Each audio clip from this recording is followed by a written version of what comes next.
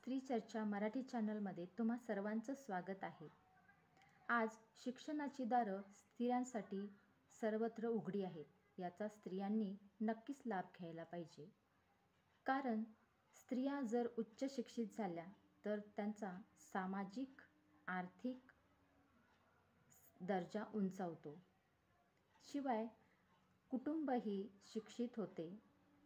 योग्य काय अयोग्य काय ह्याचं भान येतं आणि यामुळे सामाजिक परिवर्तनाला एक वेगळे वळण मिळते।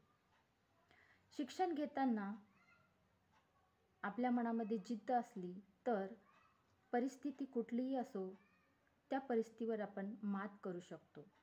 म्हणून स्त्रियांनी शिक्षण घेताना, उच्च शिक्षण घेताना जिद्द बाळगावी। मग ते शिक्षण वाणिज्य असो, विज्ञान असो किंवा कला शाखा असो, पण स्त्रियांनी सखोल आणि परिपूर्ण ज्ञान घेणे आवश्यक आहे। आज आपण समाजामध्ये बघतो, बोटावर मोजण्या इतक्या स्त्रिया शिक्षित आणि उच्च शिक्षित आहेत। परंतु यामुळे सामाजिक परिवर्तन होणार नाही।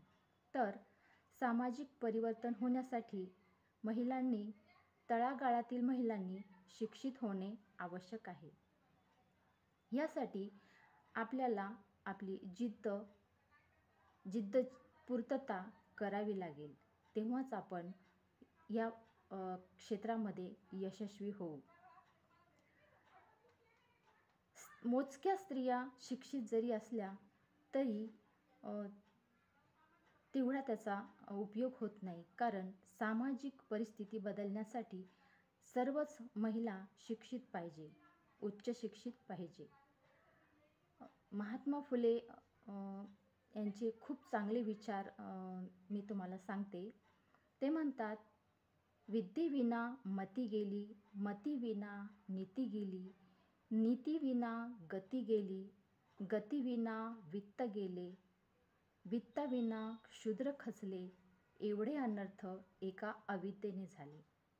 म्हणून मला असं म्हणावं वाटतं, जर आपण ज्ञानी असलो तर चांगलं काय, वाईट काय, योग्य काय, अयोग्य काय, संस्कारी काय, असंस्कारी काय ह्यातला भेद आपल्याला कळेल आणि जीवनात कुठलाही प्रसंग आला तर शिक्षणरूपी तलवार आपल्याला लढायला नेहमीच कामात येईल, असं मला वाटतं। नमस्कार।